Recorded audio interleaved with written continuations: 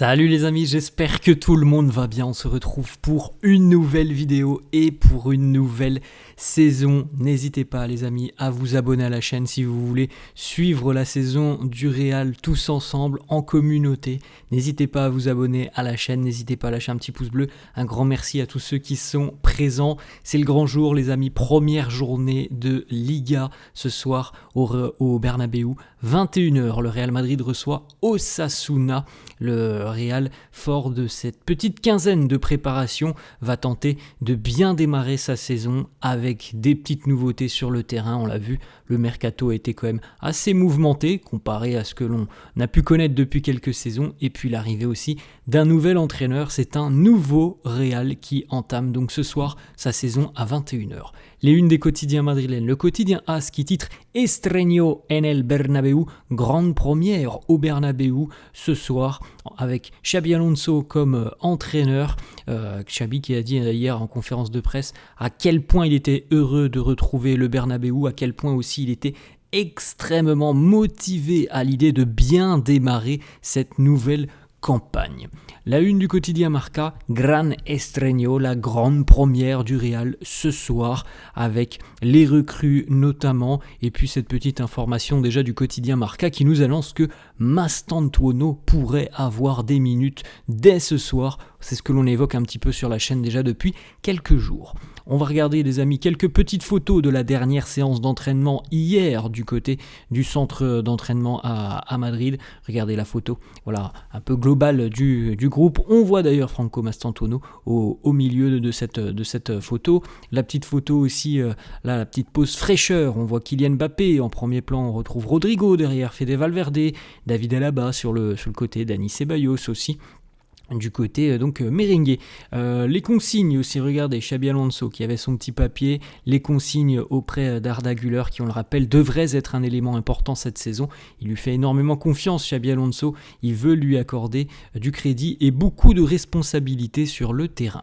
Autre petite photo, regardez, la jeunesse, Thiago Pitarch et Arda Güler. Pitarch est bel et bien convoqué pour cette première ce soir du côté du Bernabéu. On peut jeter un petit coup d'œil, les amis, d'ailleurs, à la liste des joueurs retenus par Xabi Alonso pour cette grande répétition ce soir. Vous pouvez faire un petit arrêt sur image. Les absences, on les a évoquées hier. Il y a 5 absents côté madrilène. Rudiger est forfait pour cette rencontre et purge un match de suspension. Hendrik, Bellingham, Mendy et Camavinga sont blessés. Et puis on a donc les deux petites nouveautés. Mastantuono qui est arrivé il y a à peine 6 jours du côté de Madrid. Et le jeune Thiago Pitarch qui a fait forte impression lors de cette pré-saison. Eh bien il est présent, Thiago Pitarch, et potentiellement il peut avoir un petit peu de temps de jeu à faire à suivre. On va jeter un petit coup d'œil les amis, la première compo d'équipe probable du Real pour affronter le club de Pampelune ce soir. Voici la composition du quotidien AS. Alors c'est un petit peu flou, mais je pense qu'on peut voir quand même les noms. Thibaut Courtois évidemment dans les buts. La charnière Huysen Militao. Latéral gauche Carreras, latéral droit Trent Alexander-Arnold au milieu de terrain. Le trio Tchouaméni, Güler, Valverde. D'ailleurs, plusieurs médias depuis hier annoncent que Fede est de retour en forme après avoir manqué notamment le match de la semaine dernière face aux Autrichiens du Tyrol. Et puis un trio en attaque composé de Vinicius, Mbappé et Brahim Diaz. Donc là, on s'articule sur un 4-3-3 selon le quotidien AS. Malheureusement, je n'ai pas pu trouver la compo du quotidien Marca.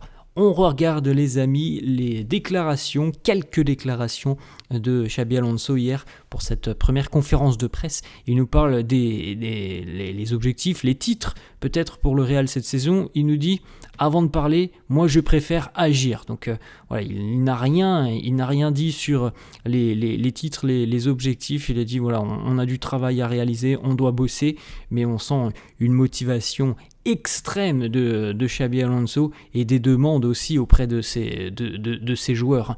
On sent qu'il veut véritablement mettre son schéma en place. Il nous dit sur le terrain, on doit travailler en tant qu'équipe, milieu, attaquant. Nous devons attaquer et défendre tous ensemble. C'est très important. On s'est déjà amélioré par rapport à la Coupe du Monde des clubs, mais il y a encore du travail. L'identité de cette équipe, eh bien, on y va étape par étape. Il est difficile de savoir véritablement où on en est à l'heure actuelle. On y va vraiment petit à petit, étape par étape, mais on a déjà montré l'essentiel de ce que l'on veut mettre en place et l'essentiel de nos idées lors de la Coupe du Monde des clubs. Nous avons continué à travailler là-dessus depuis une quinzaine de jours, depuis la reprise. Les impressions sont positives. Bon, on va pas le répéter encore une fois, mais on a bien vu ce que voulait mettre en place Xabi Alonso, un style de jeu plutôt basé sur la possession, une possession aussi proactive, c'est-à-dire que voilà, dès que l'on n'a pas le ballon, dès qu'on a perdu le ballon, on essaye tout de suite de le récupérer le plus rapidement possible, des lignes quand même bien regroupées, plutôt hautes, voilà un petit peu les bases du schéma de Xabi Alonso, avec une grosse activité aussi de la part des latéraux. Ensuite, autre petite déclat sur Franco Mastantuono, il y a plusieurs déclats sur l'Argentin. Il nous dit: Mastantuono, oui, il peut jouer face à Osasuna, son pied gauche est incroyable, il m'a énormément surpris, c'est quelqu'un qui a une énorme confiance en lui, il est déjà très mature et je pense qu'il va très rapidement s'adapter à son nouvel environnement. Franco a beaucoup de qualités, il est très énergique sur le terrain, il est très engagé défensivement et il est sur un très bon momentum. On peut le voir notamment sur ses sorties de balles, sur ses prises de balles et sur son esprit un petit peu compétitif qui caractérise les joueurs argentins. Il est très bon aussi dans la dernière passe, il est véritablement à un très bon niveau et un très haut niveau. Visiblement, c'est ce qui a été dit d'ailleurs hier dans la presse, Mastantuono laisse une impression très positive après les séances d'entraînement.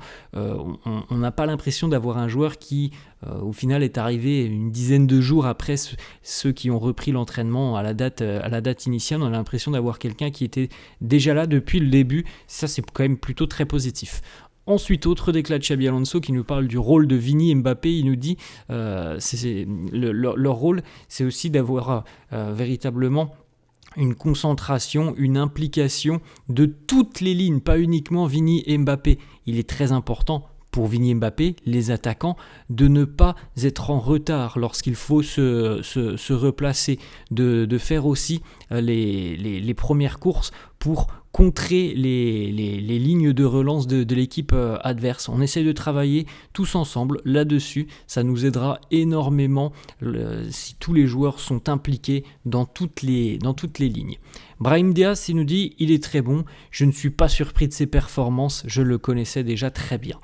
Trent ou Dani Carvajal, il nous dit: c'est une très bonne compétition entre les deux, c'est quelque chose de très intéressant, de brillant d'avoir ces deux opportunités, ces deux options. Je vais devoir en choisir un, mais les deux sont très bons. Et il l'a dit aussi, il y aura des rotations. Il l'a dit hier, ça ne sera pas Trent toute l'année titulaire et Dani Carvajal remplaçant. Non, il a dit qu'il y aura certainement pas mal de rotations cette saison. Autre petite déclat, Rodrigo, il nous dit: il y a beaucoup de rumeurs cet été autour de Rodrigo. Moi, je le vois assez bien à l'entraînement et je compte sur tout le monde. Bon, les amis, de toute façon, le mercato va se terminer dans une grosse dizaine de jours et on verra bien si Rodrigo sera encore madrilène. Une petite information du quotidien The Athletic qui nous annonce que certaines sources au sein du club n'excluent pas la possibilité qu'il se passe quelque chose encore sur cette fin de mercato. Une source d'ailleurs au sein visiblement de l'effectif aurait dit: je pense que l'équipe n'est pas encore définitive. Bon, affaire à suivre les amis. De toute façon, comme on l'a dit, il reste 10 jours de mercato, donc dans une grosse dizaine de jours, le mercato sera terminé et on fera donc le point complet et définitif sur le mercato madrilène. Deux petites informations les amis, Mastantuono et Nico Paz ont été inclus dans la pré-liste de l'Argentine pour les prochains matchs internationaux des hommes de Lionel Scaloni. Voilà, bravo à eux, félicitations à Mastantuono et Nico Paz, le joueur de Côme. Et du côté du Brésil, Carlo Ancelotti fait un petit cadeau au Real Madrid puisque Carlo a décidé de ne pas appeler Vinicius pour les deux prochains matchs parce que Vinicius est suspendu pour le prochain match face au Chili, ce qui veut dire qu'il aurait eu un match à jouer avec le Brésil face à la Bolivie.